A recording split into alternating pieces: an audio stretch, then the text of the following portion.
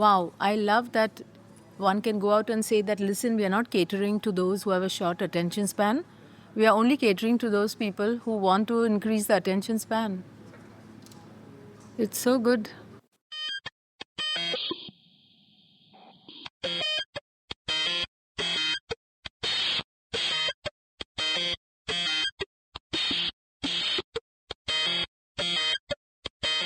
Welcome to another episode of A Palava, a radio series by Katrin Huber and David Paschek dedicated to architecture and urbanism.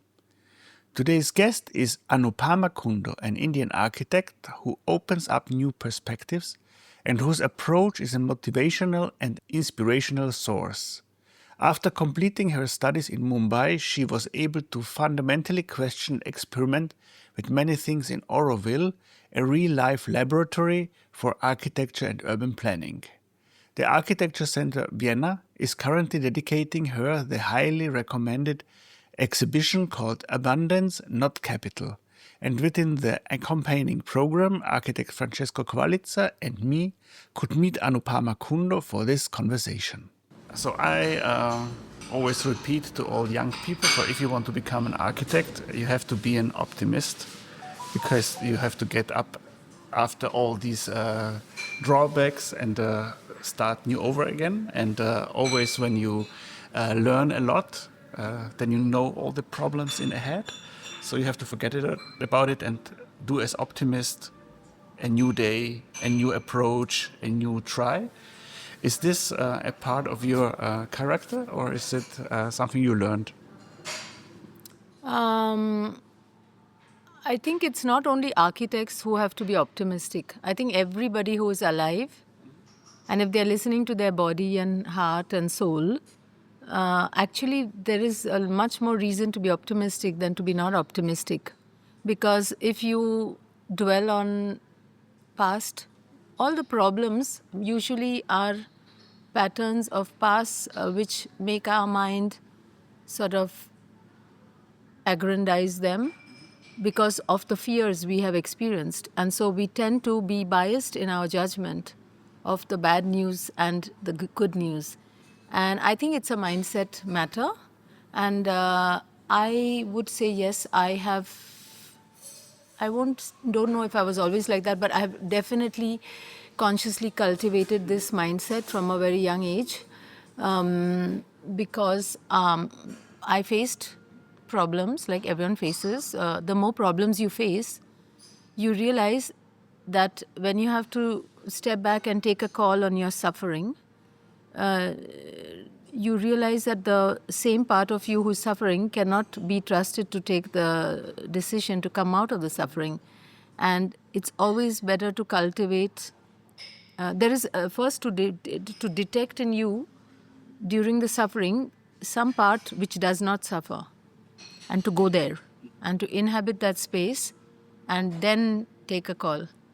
This is something I see very practically, and I see children have a very natural way towards it. And it's more a question of not losing that, what we have as a child. You know, you fall down and you're already thinking about the future next step. You're not thinking what happened. Of course, if your parent is looking at you and you want to get attention, you might cry more than it hurt. This is very much a stance. I'm not claiming to be expert at it, but I always feel that whenever your fear is driving you, it's good not to let it take the full control of decisions, and even to analyze the situation. You think it's so bad. It is not maybe so bad.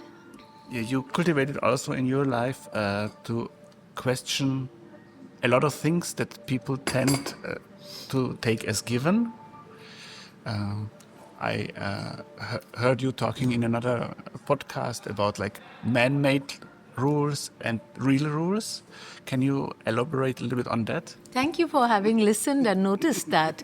I think this is a comment that I have.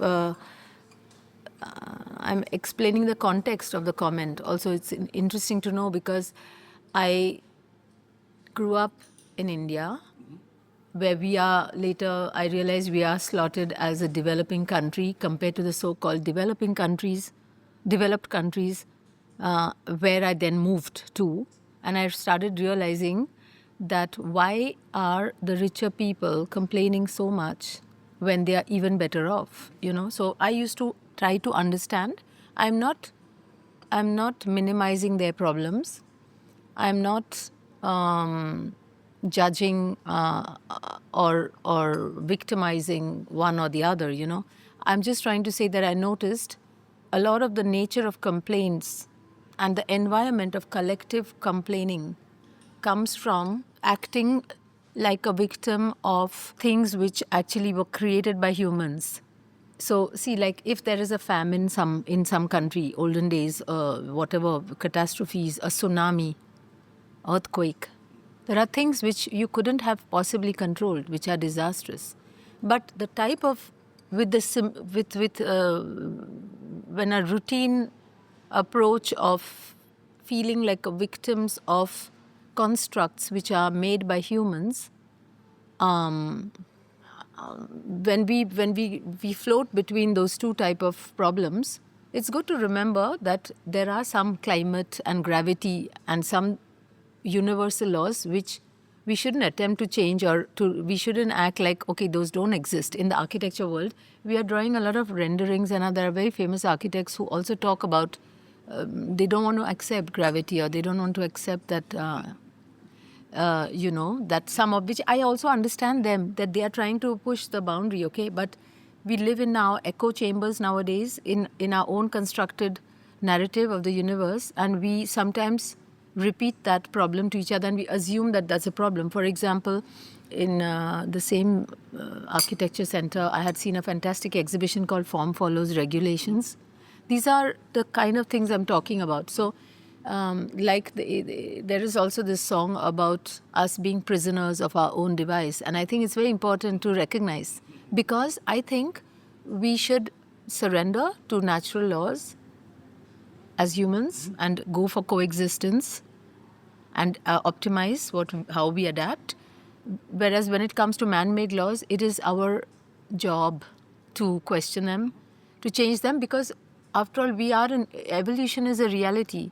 And humans are going to evolve. Our mind is going to evolve. We have to constantly be householding and throwing away old things that don't serve us, old habits that don't. We have to get out of some nostalgia and allow a better future to come in by not resisting that ourselves. So I said it in the context where I want my students to first know the difference, because now, due to all the man-made laws for each and everything, there are handbooks, there are so many, to do simple things, you have to read instruction manuals.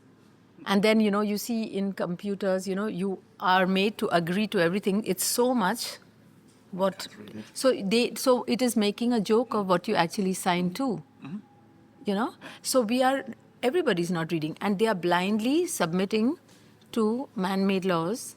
But that's not a way of being an awake citizen. Wake up means to realize that the man-made construct or human-made construct it contains the flaw of your mind's state of the moment. So we all need to look at it critically. You studied architecture in Mumbai, and then, as I understood, you moved to Auroville. To also contribute and work on this special city in India. There are two questions for me. Could you explain Auroville a little bit for our listeners? And the other thing, did you had to unlearn architecture, what you learned at school? Can I do the second first? Whatever. It's easier. Sure. I didn't have to learn architecture. I'm very grateful to all my teachers.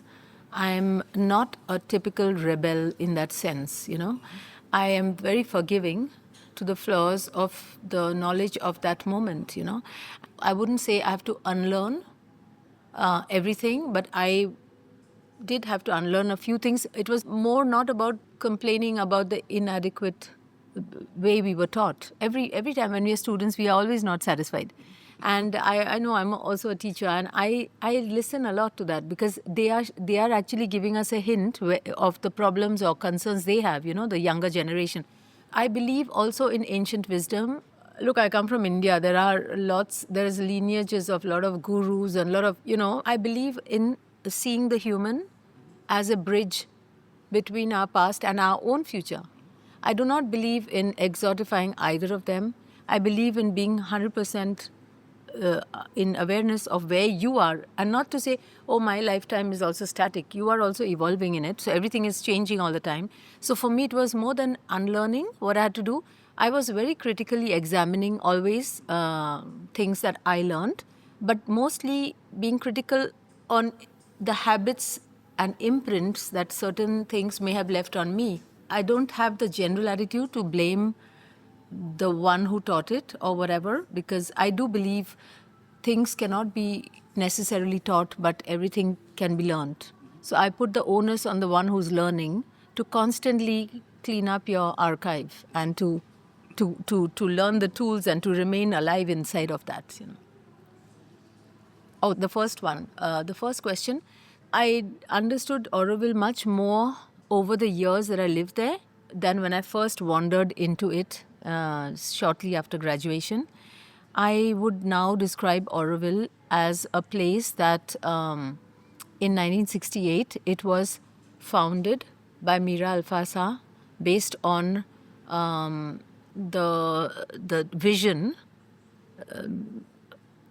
of Sri Aurobindo Ghosh, who was previously a freedom fighter from India and eventually a yogi and poet and avid writer. And so based on his own visions, Auroville was a physical experiment located in a physical site as to enable a kind of a habitat, let's say, of the future humanity, which is one that is beyond nations and ownerships and frictions. And the fact that, after all of the world wars we fought and all the problems we've had, continues to go on, and a place was created dedicated to achieving the human unity with the participation of all nations. And this was seen and floated with UNESCO also at the time, in 1968, as a project called the City of Dawn. The city the earth needs, was how it was defined. The mission was defined as a city the earth needs. And Roger Anger, a very prolific and amazingly visionary architect from Paris, who worked a lot in post-war Paris in the 50s and 60s, about whom I wrote a book actually called Research on Beauty. So he was appointed the chief architect of that project. And very unlike Corbusier's Chandigarh, a vision for an actual physical city, I would say in many ways it was quite diametrically opposite. And I can say diametric, even the fact that the city was not on a square grid but on a circular or spiraling grid. And I would, it's to not make your interview too long, I would just like to mention a few features which I feel till today, for architects and designers or people who are thinking about the future of human society, where it would be interesting for them to note that, very unlike being a utopian project, I saw it as a laboratory, a physical laboratory with a physical site and a physical charter and things like that, and being completely radical and innovative in a few areas, I would say, starting with the fact that land cannot be owned. Okay? These are very radical things, but it changes the way you write bylaws. It changes the way your territorial instinct, which makes you want to fight even on a national level or a neighbor level. It completely questions your whole posture towards what you take for granted of ownership, around ownership. So I think that was a very relevant point. That it is built around looking at going beyond personal money in terms of commodification of things, and creating exchanges of services and reorganizing all of that and the future of work, etc. And not, work only related to money and all of that. See, everybody hates their jobs nowadays because of all that post-industrial revolution. So there were this type of concepts that till today I would say are so relevant that as a young girl, when I was wandering out of Bombay, Bombay for me is like the equivalent of the gap between New York and the rest of America, So being in Bombay, density and plurality and urban pressures, which make you live and know how to share your life with many others with close proximity. So I had ventured out to know my country and to know a bit more the problems and so on before continuing as an architect. So during those times, I came across Auroville, and I saw some people doing very pioneering research there. And I adopted it as, I would say, a fertile ground for me to unfold. I didn't know at the time, but I felt it was a fertile ground for not only myself to develop when I was so young, but also it was a place where I felt that the commitment and passion that I'm dying to, give to my society, I felt it was a deserving project to pour my work into. So for those reasons, I stayed there. For Auroville, I saw you could do work as architect on like every level that's thinkable. You started with, or you did like real research, then you worked on details, new building technologies, then there are quite large buildings that you've raised, and now you are part, I think, of the urban planning. So was it a gradual development, or could you connect right away with all these scales? Very, very beautiful question. Very interesting. I simultaneously connected with all scales because I believe that the human scale is all the scales. We talked earlier about our senses, and I always believe like the eyes can see up to there, so that should also be designed, or it is something we influence through our design. With our sound, with our ears, we are involved in a certain, But wherever we move, we are actually taking different scales of experience, with the touch, it's more immediate, or the body. So I always felt that that's a true architect who's able to perceive concerns, habitat concerns on the city level and architecture, landscape, interior. Can you design interior and exterior separately? Can you even design interiors and exteriors as different projects? So to be an architect, I mean, if it's interiors, can you separate the furniture's material of a table from how it will affect the room? So I think, and then it goes even deeper into zooming in the chemistry, the material sciences of how a wall performs, what are the porosities, what happens when I mix water into cement or earth, and that's happening also on a micro level. So I believe that is very interesting. I think alongside space, there is scale and there is time. How time and weathering and how long are you designing for, and how durable or temporary that should be. It is always changing. So I felt these are the three tripod elements of architecture. But I have to say that I got into the planning aspect quite early on because I showed interest in the chief architect. Mm-hmm.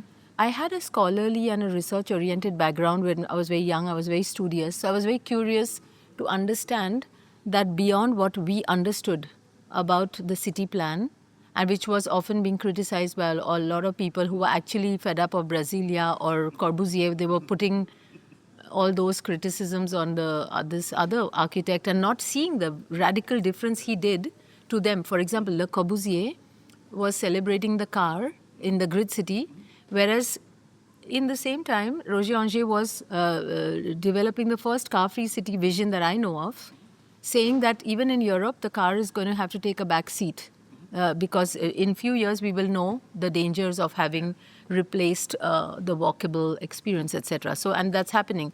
So anyway, because I took interest in that, my relationship to the chief architect, Roger Anger, sort of my knowledge about his work, but also him entrusting me through what he judged maybe that I could take up progressively. He gave me, I mean, I had my own practice, so I wasn't like working in his planning office or something like that.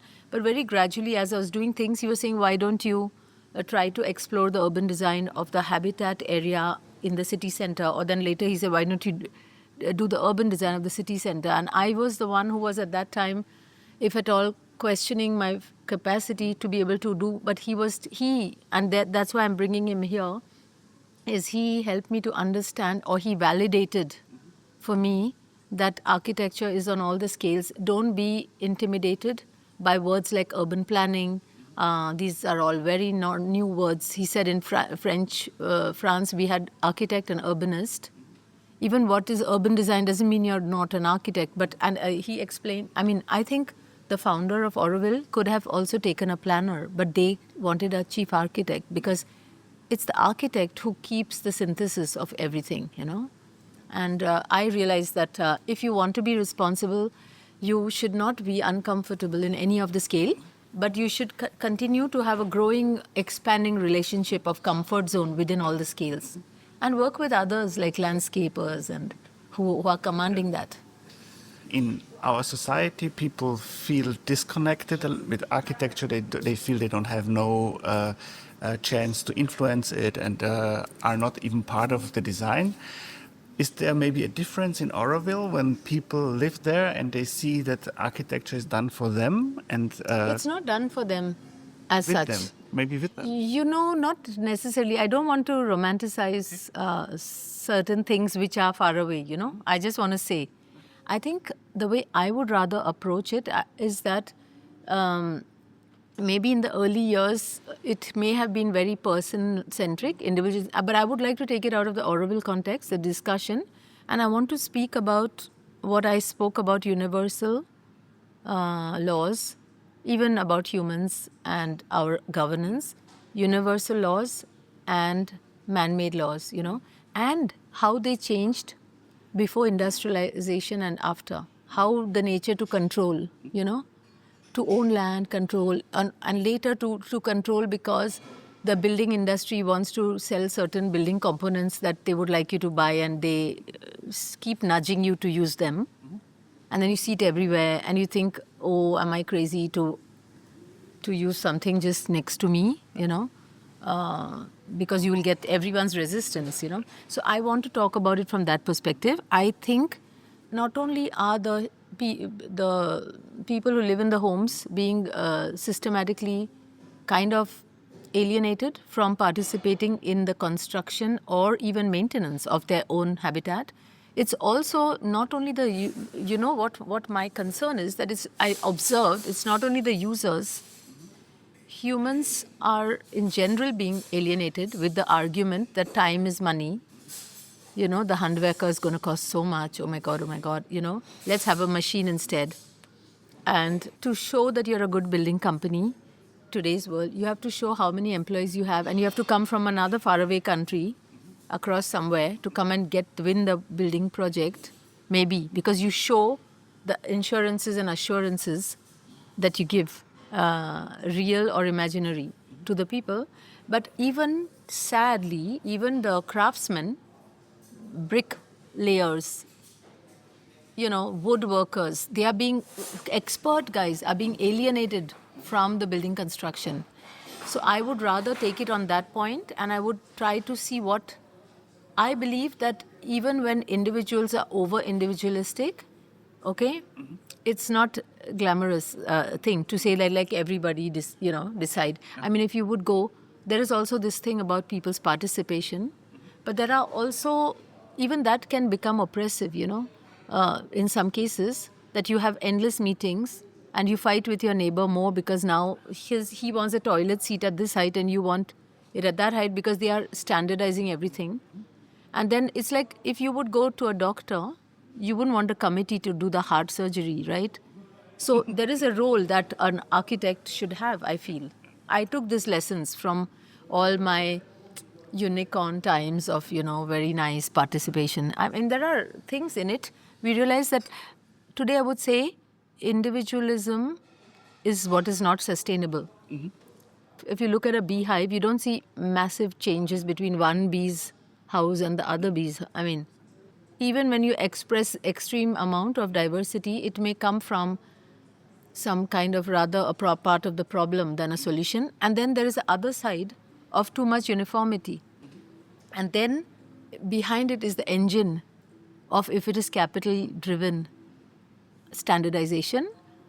Because it's good, standardization has got a lot of advantages, but in many, many situations, standardization is also oppressive. It doesn't allow local human solutions. It has to go through a centralized something, and then all of us will have to wear the same clothes, in S, M, or L. And you may fit neither, and maybe nobody fits in any, right? So I believe these are the kind of problematics I see there. And therefore, my vision for the moment is not to generalize, but to see in which cases standardization becomes oppressive, in which cases universal design is oppressive, in which case individualism is highly oppressive because you're stepping on someone else's individualism. And so I think that that's the beauty of being an architect, that architects remain site-specific. No matter what you do, the plots are not identical. And by the way, until ownership goes off, maybe, who knows. But so much of that has to be, rather than a one-size-fits-all approach, I would prefer, I don't want to, just because we feel humans are alienated, to now make everything the human the lord of the game either, because that is also problematic, because all you have to do is go to the countryside and see those. And what I love is that book, George Orwell also opened my eyes to many things, like Animal Farm. Even if you create visionary places, and I learned that in Auroville, I mean, just by going there physically, you won't become another person, right? The problem that we don't get along in the world is ourselves. You can't just say the other was the problem. So you're not going to go to another place and live in heaven. I mean, you have to work it out very slowly. So it's not problem-free at all. On the contrary, I think in such places, like in George Orwell's book, the problems with idealism, they can become the polarization that will come in, and the fights and the control, all that will only be more clearly displayed. And that's the first step. Display the problem so you know where to work on. Then each one has to work. Otherwise, the fight goes on.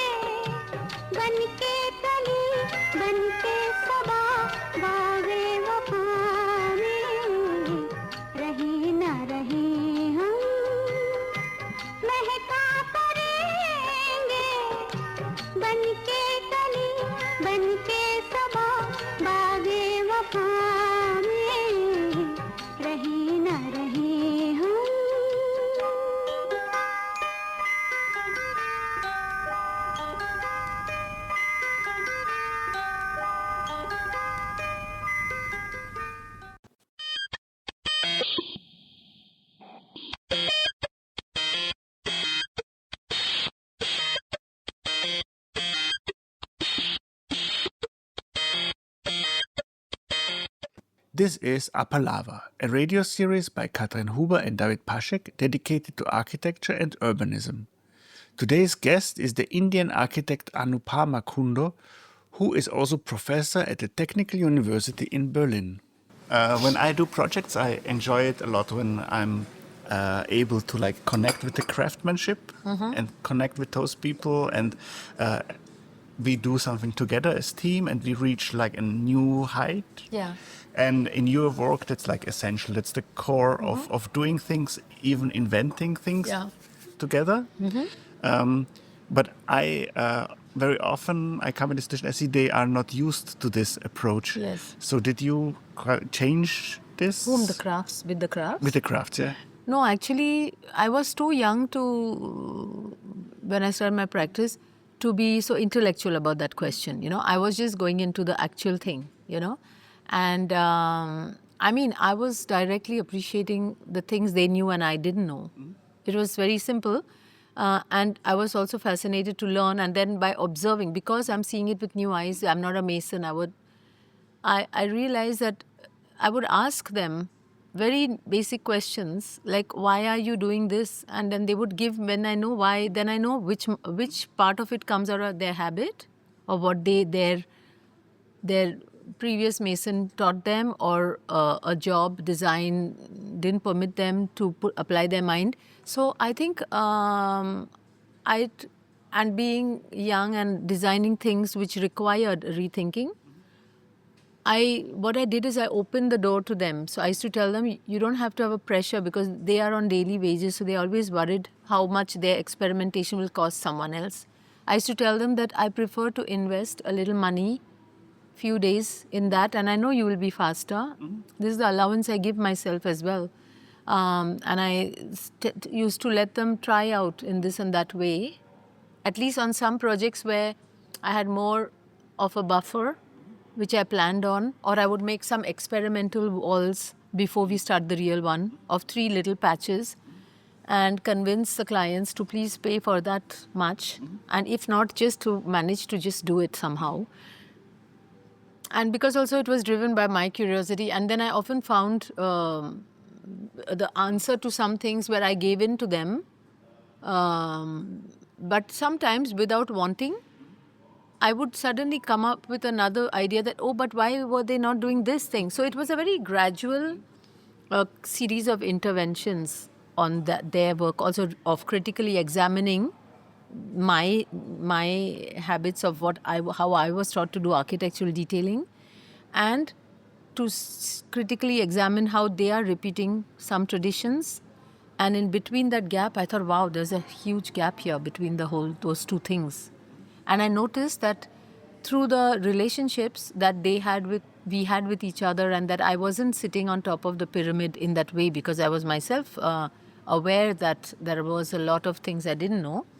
And somehow we had that equal ground where they started feeling at ease also when we did some tests. And I noticed also one thing, that even afterwards, when I was, after doing a few buildings and developing some things, a lot of the masons, when I wasn't working with them later in their life now also, some of them went back to the comfort zone, and some did not.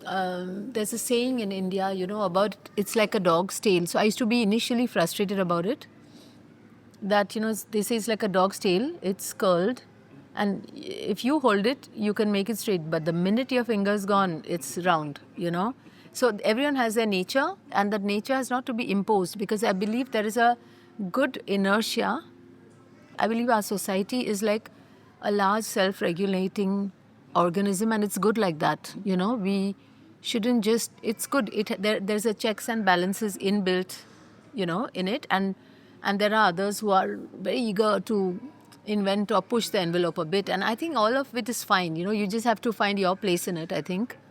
What they also taught me is to learn how to draw more clearly, and to not assume that craftsmen of one place and the craftsmen of another place. When we do architectural details and what we learned in school, we didn't learn to think about it through time, like whether the beam and the formwork for that beam should be cast before or made somehow. How is the process that you draw that only and not just a final object? Because that's what they need. There'll be junctions between an electrician and a carpenter, or a carpenter and a mason.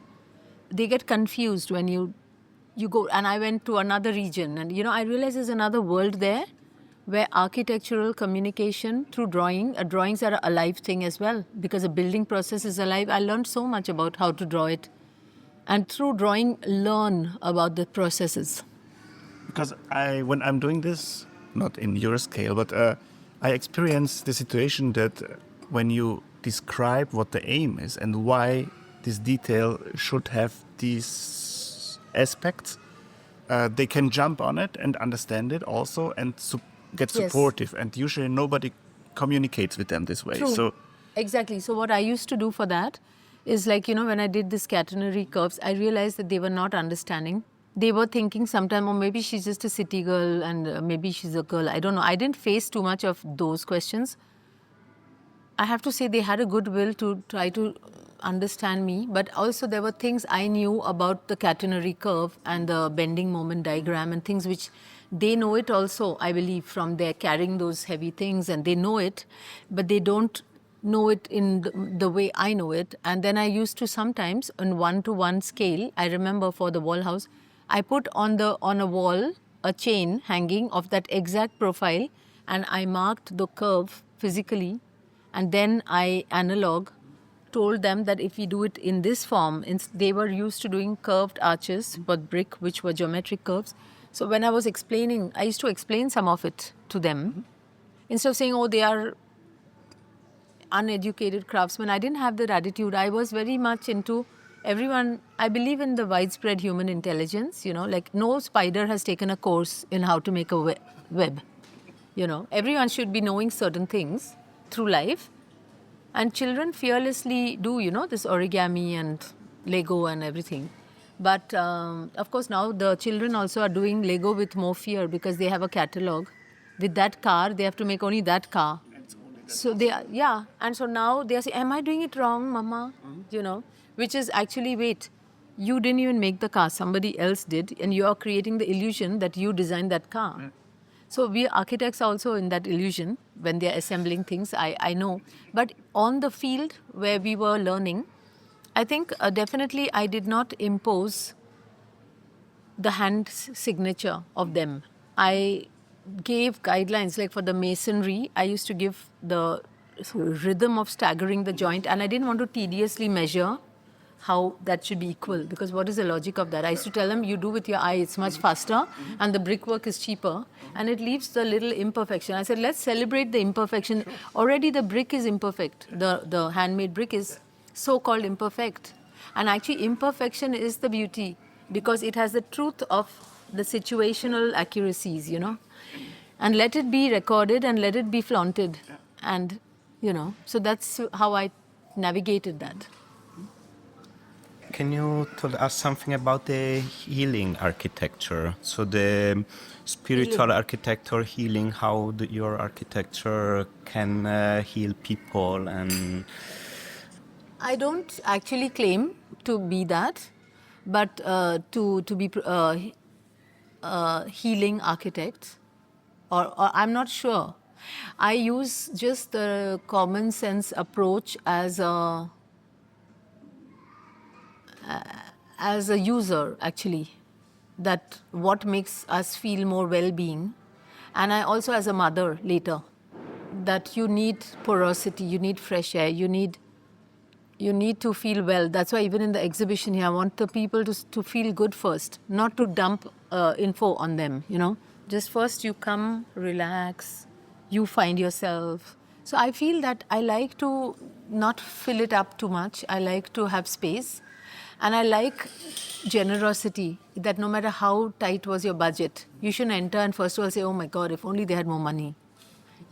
I hate this kind of patronizing approach to budgets, I want the architecture to transcend its material, like, those type of reducing feeling, I want people that for well-being, you have to feel that you are generous, that you are vast, and your life is more than about only you singularly, or your limits. I want your life, because architecture is going to be where you spend all your life, right? Whether it's your personal one or your work. So how long can you, if you have to just go and hold your breath for some time in a underground tunnel, you can do, but everywhere we are going to be in architecture. So I always favor those kind of things where intuitively you feel better.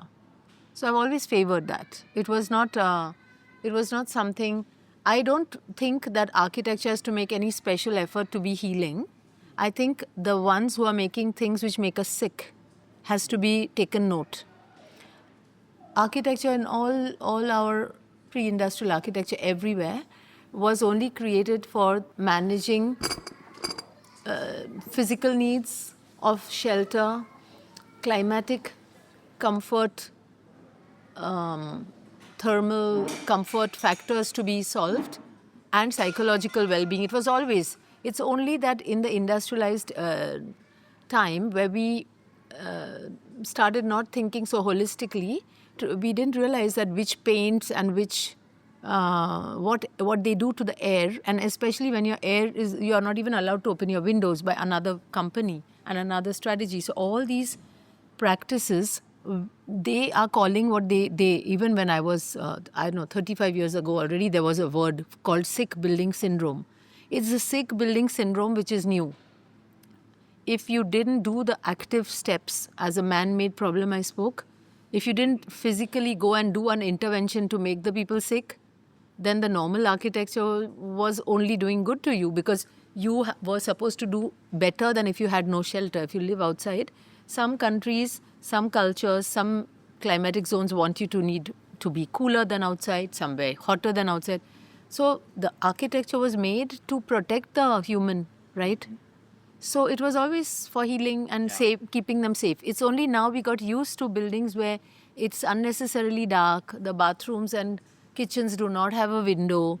The bylaws have allowed that they can do so suddenly for whatever practical, capital-driven reasons, or perhaps because we stopped taking our needs seriously, because maybe we are chasing other. I mean, even people who do have a lot of money, they may not realize why are they still choosing those options. I mean, the people who don't have a monetary concern, they are still not eating healthy sometimes, or they are not doing healthy decisions, because we are drowning in unhealthy products of the recent decades. Yeah, my response to that is just be aware what in the last few years have been actually making us sick. Like with the food, I do the same. I don't have to come as a mother and think, oh, what is now food has to be a healthy thing. No, I have to see what is the unhealthy thing that was marketed to us, which I unconsciously let it enter my house. So even if you do something unhealthy, there is a proportion of dilution in nature, in every water, everywhere. There's some dilution that works for your body and some doesn't. So yeah, I would rather, my solution to that is just be aware of the unhealthy, contemporary marketed things. What about the generosity of the nature and the relation between the architecture and nature? I don't see nature and humans as separate. Because everybody, if you ask most of the people who say man and nature conversations, you ask them, okay, where do the animals come for you? Sorry? We ask them, where does the animals and other living beings fall under it? And usually they will put it to nature. So why not a human is also nature? Part of the nature. Yeah, but so the question was between nature and architecture.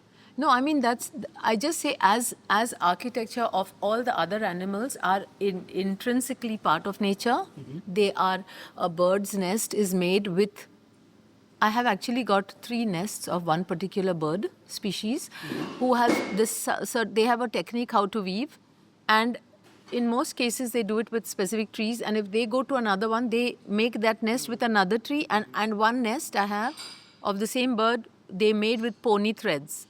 It's a whitish kind of. So, what I mean is that we are anyway part of nature, just like them, the other species. And what I'm saying that nature is abundant. Nature is abundant and our intelligence is abundant, our capacity is abundant. If I go somewhere and I didn't like that bird, if I didn't get my typical material, I'm not going to say that I can't make a nest here. If I found a site, but there is pony thread and it's working better, I take it. This is the abundance of intelligence. Where I see the commonality with nature is almost any experiment you have got a new idea. Nature has tried it hundreds of times and they are on top of it. Any color combination, I mean, if you go to the aquarium and see the color of pink with yellow, the fish in what color, everything has been done, and we are part of that intelligence. And I feel sometimes it's our mind and our narrative that reduces us. But still in our body, not only is every human intelligent, like every spider, I believe every cell inside every human is not waiting for us to wake up in the morning and tell the heart, okay, now start pumping and now you start. It is doing everything. So I feel my approach to be inspired by nature is to allow the intelligence to flow despite our mind. You know, that's the way I'm relating. And to always recognize that nature is not thinking of scarcity. It is spreading like anything. If there is one moth which will come into your house, and you to kill that dynasty of all of them who have entered somehow to eat your clothes or your food, it's a work. Because by the time you're getting rid of, more are coming. So, and you want a few oranges, you see how much are lying on the floor. They are not growing for our need to eat orange. They're growing for themselves to make hundreds of seeds, you know. So I think, yeah, I mean, these were thoughts I developed also because we were, called a poor country and everything at our time. And I realized that narrative is kind of wrong because actually it's a human narrative, but actually we are part of nature, and so we are abundant, and we have abundant of experimentation, and you know, and nature shows us all the time, no, what it can do. In fact, in the Louisiana Museum, where I had a solo show called Taking Time, I had a kind of a Wunderkammer where I had shown objects from nature where engineering is how it is solved. Like, you know, like if you I had cut some shells, all the objects I collected, like these nests, you know, that, you know, in some nautilus shell, if you cut it, you see it's a spiral. But if you cut in the other, you see there are cones, inside cones, very much like my roof system. So geometry is also not static. The same is a cone in section, and in plan it's a spiral. So nature is kind of, I would say time is the architect. In that I said time is the architect, time passes. And architecture is created by moving materials. You know, gravity and climate moves materials around. There are caves, there are bubbles, there are... so there, I had made a series called 3 sections in the architecture of time. Architecture of matter, like before organisms, in caves, in stones, what are the crystals, architecture, you know, the bubbles and geometries. The architecture of life was from all these, how the tree grows, or in a leaf you see some pattern of arteries and veins. It's not different from the old city plans, you know, because they also arteries, or in our body. So that's the architecture of life, including all the nests and the honeycombs and the spider webs and stuff. And then there was a third part, which was architecture of mind, which is the still evolving one, where humans made tools, and now the tools make the architecture, starting with the first manufactured material, the brick. So, or if you design a set square of, you know, a set square which we had 45 degree and 30-60, I don't know in your school, but in my school, many people, you were making 30 degree or 60 degree roofs only because the set square was that, you know, which we made. So it's good to observe, you know, what the module does. So what you make makes you. And so, you know, in that sense, I put it in the context of nature because the time is through us, you know, developing architecture actually. But I've seen an interview of you, and you spoke about the precarity or state of nature and state of human nature. Can you say something about this precarity? I think that when humans, out of unconsciousness, they don't realize what they are damaging of their own habitat. That's what I mean. And I don't mean that precarity only outside in the forests that are cut, which we don't know about. Why, even in the Stadtreinigung people and how we manage our waste, if you go there, I took with my students to do a project called Trash is Treasure. If you just go there and see the throwaway culture, when you physically see what kind of machines are required to destroy the things we used for a few days and huge things we throw away. Like, you know, when a button is not, you don't know how to repair, it's a small thing. Yeah. And also your society won't let you repair, and that stitch can be seen in today's time. So we are encouraging people to throw the whole t-shirt for one button gone or for one hole. Whereas in former times, we still wore, in our culture, still you wear saris your great-grandmother handed down, because the sari was not designed to a particular grandmother's size, It was we who wore the sari. The sari is not wearing me. We were adapting those fabrics, and then it could be used longer. So, I mean, the precarity comes from the faster and faster, shorter and shorter time span of throwing things. And I think all that is a precarity. It's also the way we don't take care of our health and nature, our inner nature. Our mind, we are identifying inside let's say this is a planet, our body. Inside the planet, the boss who got voted, which is our mind, who's taking our daily decisions, may not be acting in favor of the health of the majority cells, because only the disconnect. We are not identifying with that whole nature part. Like, it's not that division we say man and nature outside. We are not embracing our own nature. Your approach, okay, you have seen you built a lot of things in India, it's in your country. Your approach is amazing, it's a vision for the future, but how can you use this approach in the West world, so in Europe? Because we spoke about, we have a lot of law, we have a lot of Einschränkungen, limitation. How can you do something in this approach in Europe? So, okay, it's a vision, it's a state of mind, but in the architecture now, so not in our life, because it's not. For that, I would love to have a project, because I'm much more about doing it.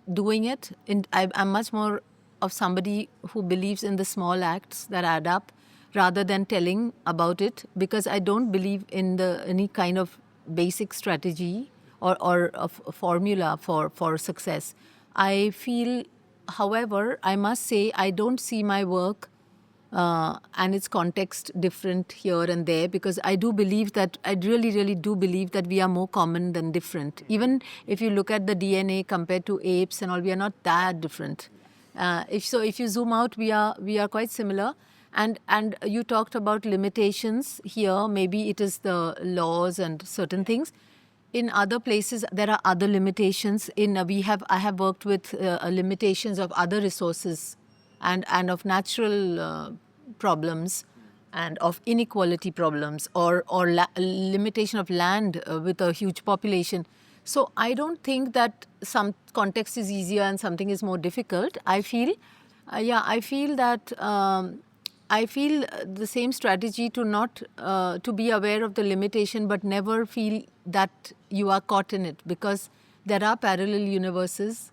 Like your own podcast, your own radio show is a proof that despite attention span being shorter, you are continuing. And there are people who are doing that way. So I believe the commonalities is about celebrating human intelligence and celebrating the perception or allowing the narrative that you are part of your context, really, and that you're acting from that coexistence between one single individual and the collective, the humans and the nature and all of those things. And I think I would frankly say it's much easier to solve a problem that was created by humans than to solve the problem that nature has given. So I don't know what it is, but I think the problem could be easier. But in the mindset, it may be daunting for those people who have never challenged the system.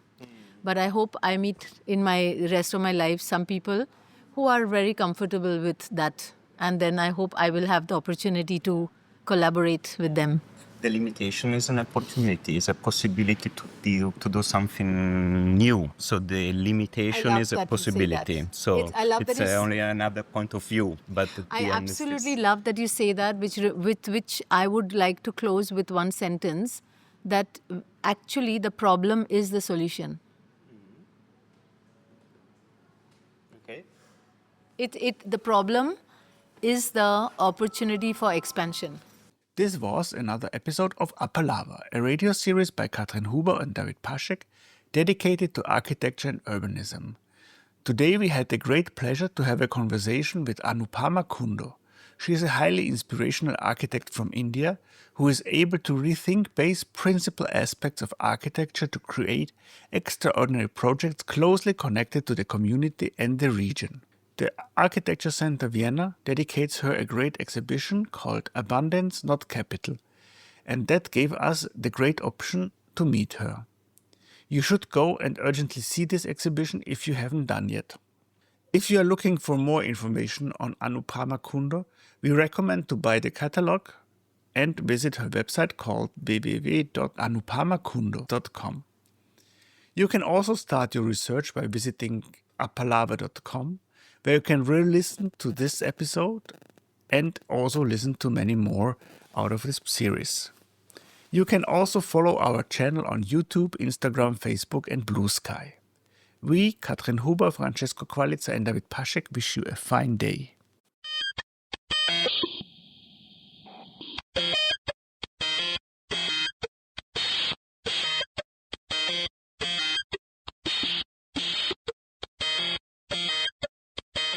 Pada pada sani da pa magare sare tintina karte grinti sare sare magare sa sani da pa dha tintina karte grinti pa pa pa pa da ma pa da sa sa tini da sare re ma da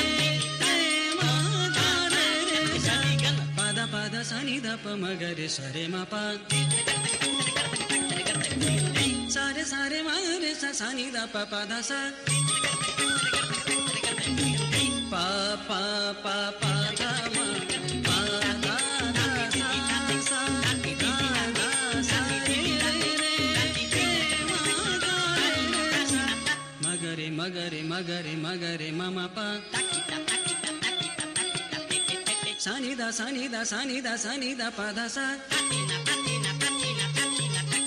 magare sare ma pa sani da pa pa da sa sare ma pa da sa magare magare magare magare ma pa sani da sani da sani da sani da pa da sa magare sare ma pa sani da pa pa da sa sare ma re ma pa da pa da sa da si da si da si da si da sani da pa magare sare sani da pa magare sare sani da pa magare sa pa pa pa pa da ma pa da da sa sa da da sa re re re ma da re sa pa pa pa pa da sa ni da pa ma pa da da sa sa da da sa re re ma